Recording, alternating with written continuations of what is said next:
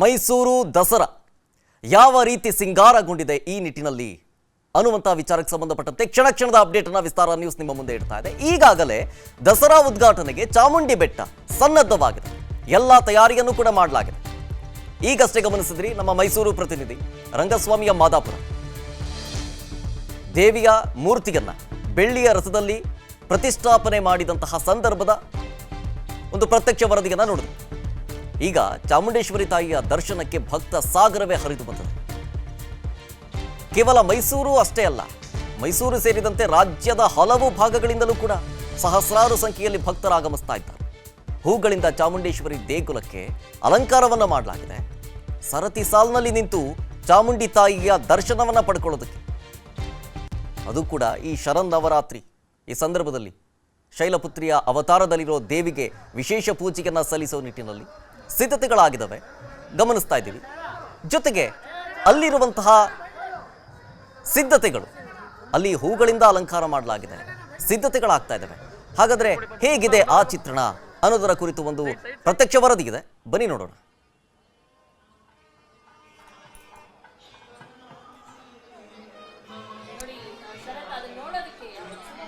ನೋಡೋದಕ್ಕೆ ಎಷ್ಟು ಖುಷಿ ಆಗುತ್ತೆ ಅಲ್ವಾ ಚಾಮುಂಡಿ ತಾಯಿ ನಿಜಕ್ಕೂ.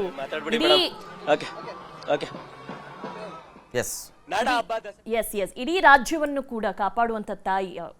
ಮಳೆ ಬೆಳೆ ಎಲ್ಲವೂ ಕೂಡ ಉತ್ತಮವಾಗಿದೆ ಈ ವರ್ಷ, ಎಲ್ಲವೂ ಕೂಡ ನೆಮ್ಮದಿಯಿಂದ ಇದ್ದಾರೆ ಜನ. ಹೌದು, 2024 ಅದು ಒಳ್ಳೆಯ ಇಯರ್ ಅಂತಾನೆ ಹೇಳಬಹುದು, ಆ ರೀತಿಯಾಗಿದೆ. ನಿಜ. ಓಕೆ, ಒಂದು ಪ್ರತ್ಯಕ್ಷ ವರದಿ ಇದೆ ಅಲ್ಲಿನ ಸಿಂಗಾರ ಕುರಿತು, ಜೊತೆಗೆ ಸಿದ್ಧತೆಯ ಕುರಿತು ಒಂದು ಪ್ರತ್ಯಕ್ಷ ವರದಿ ಇದೆ, ನಮ್ಮ ಪ್ರತಿನಿಧಿ ಕೊಟ್ಟಿದ್ದಾರೆ, ಬನ್ನಿ ನೋಡೋಣ. ವಿಶ್ವವಿಖ್ಯಾತ ದಸರಾ ಮಹೋತ್ಸವದ ಉದ್ಘಾಟನೆಗೆ ಕ್ಷಣಗಣನೆ ಆರಂಭ ಆಗಿದೆ. ನಾಡ ಹಬ್ಬ ದಸರಾ ಮಹೋತ್ಸವದ 2024ರ ಚಾಲನೆಗೆ ಎಲ್ಲಾ ರೀತಿಯ ಸಿದ್ಧತೆಗಳನ್ನ ಮೈಸೂರಿನ ಚಾಮುಂಡಿ ಬೆಟ್ಟದಲ್ಲಿ ಮಾಡಿಕೊಳ್ಳಲಾಗಿದೆ. ತಾಯಿ ಚಾಮುಂಡೇಶ್ವರಿ ಅಮ್ಮನವರ ಪೂಜೆಯೊಂದಿಗೆ ನವರಾತ್ರಿಯ ಕೈಂಕರ್ಯಗಳು ಪ್ರಾರಂಭ ಆಗುತ್ತೆ ಬೆಟ್ಟದಲ್ಲಿ. ಈ ಕಾರಣಕ್ಕಾಗಿ ಸನ್ನಿಧಿಯಲ್ಲಿ ಎಲ್ಲಾ ರೀತಿಯ ಭದ್ರತಾ ಸಿದ್ಧತಾ ವ್ಯವಸ್ಥೆಗಳನ್ನು ದಸರಾ ಮಹೋತ್ಸವದ ಭಾಗವಾಗಿ ಮಾಡಿಕೊಳ್ಳಲಾಗಿತ್ತು. ಇಂದು ತಾಯಿ ಚಾಮುಂಡೇಶ್ವರಿ ಅಮ್ಮನವರಿಗೆ ವೃಶ್ಚಿಕ ಲಗ್ನದಲ್ಲಿ ಪುಷ್ಪಾರ್ಚನೆಯನ್ನ ಮಾಡುವ ಮೂಲಕವಾಗಿ ದಸರಾವನ್ನ ಉದ್ಘಾಟನೆ ಮಾಡಲಾಗುತ್ತೆ.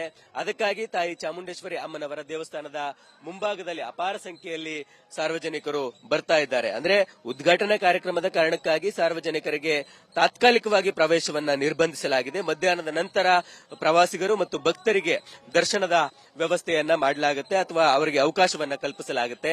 ವಿಐಪಿ ಮೂವ್ಮೆಂಟ್ ಇರುವ ಕಾರಣಕ್ಕಾಗಿ, ಅಂದ್ರೆ ಸರ್ಕಾರದ ಶಿಷ್ಟಾಚಾರಗಳ ನಿಯಮದ ಪ್ರಕಾರ ಮುಖ್ಯಮಂತ್ರಿ ಸಿದ್ದರಾಮಯ್ಯನವರು ಮತ್ತು ಈ ಬಾರಿಯ ದಸರಾ ಮಹೋತ್ಸವದ ಉದ್ಘಾಟಕರಾದ ಡಾಕ್ಟರ್ ಹಂಪ ನಾಗರಾಜಯ್ಯ ಅವರು ದಸರಾ ಮಹೋತ್ಸವವನ್ನು ಉದ್ಘಾಟನೆ ಮಾಡ್ತಾರೆ.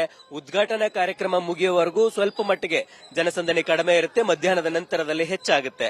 ಇನ್ನು ದಸರಾ ಮಹೋತ್ಸವಕ್ಕೆ ಬರುವ ವಿಐಪಿಗಳಿಗಾಗಿ ಬ್ಯಾರಿಕೇಡ್ ನ ವ್ಯವಸ್ಥೆಯನ್ನ ಮಾಡಲಾಗಿದೆ. ಯಾವುದೇ ರೀತಿಯ ಅಡೆತಡೆಗಳು ಉಂಟಾಗದ ರೀತಿಯಲ್ಲಿ ವಿಐಪಿ ಮೂವ್ಮೆಂಟ್ಗೆ ಬೇಕಾದವೆಲ್ಲ ವ್ಯವಸ್ಥೆಯನ್ನು ಮಾಡಿಕೊಳ್ಳಲಾಗಿದೆ ಮತ್ತು ಸಮೀಪದಲ್ಲಿ ವೇದಿಕೆಯ ವ್ಯವಸ್ಥೆಯನ್ನ ಮಾಡಿಕೊಂಡು ಅದಕ್ಕೆ ಬೇಕಾದಂತಹ, ಅಂದ್ರೆ ಉದ್ಘಾಟನಾ ಕಾರ್ಯಕ್ರಮಕ್ಕೆ ಬೇಕಾದಂತಹ ಎಲ್ಲಾ ರೀತಿಯ ವ್ಯವಸ್ಥೆಗಳನ್ನ ಅಥವಾ ಸಿದ್ಧತೆಗಳನ್ನ ಮಾಡಿಕೊಳ್ಳಲಾಗಿದೆ. ಒಟ್ಟಾರೆಯಾಗಿ ದಸರಾ ಮಹೋತ್ಸವ ಅಂತಂದ್ರೆ ಅದು ತಾಯಿ ಚಾಮುಂಡೇಶ್ವರಿ ಅಮ್ಮನವರ ಪ್ರಧಾನವಾದ ಪೂಜಾ ಕೈಂಕರ್ಯ ಅಥವಾ ನವರಾತ್ರಿ ಉತ್ಸವ.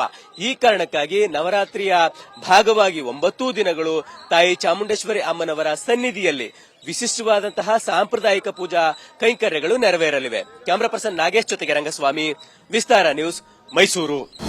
ಅನುಕ್ಷಣದ ಸುದ್ದಿಗಳಿಗಾಗಿ ವಿಸ್ತಾರ ನ್ಯೂಸ್ ಯೂಟ್ಯೂಬ್ ಚಾನೆಲ್ ಸಬ್ಸ್ಕ್ರೈಬ್ ಮಾಡಿ. ಹೊಸ ಸುದ್ದಿಗಳ ನೋಟಿಫಿಕೇಶನ್ಗಾಗಿ ಬೆಲ್ ಐಕಾನ್ ಕ್ಲಿಕ್ ಮಾಡಿ. ಲೇಟೆಸ್ಟ್ ಅಪ್ಡೇಟ್ಸ್ಗಾಗಿ www.vistaranews.com ವೆಬ್ಸೈಟ್ಗೆ ವಿಸಿಟ್ ಮಾಡಿ. ಅಂಗೈಯಲ್ಲೇ ಜಗತ್ತಿನ ಸುದ್ದಿ ತಿಳಿಯಲು ವಿಸ್ತಾರ ನ್ಯೂಸ್ ಕನ್ನಡ ಆಪ್ ಡೌನ್ಲೋಡ್ ಮಾಡಿ.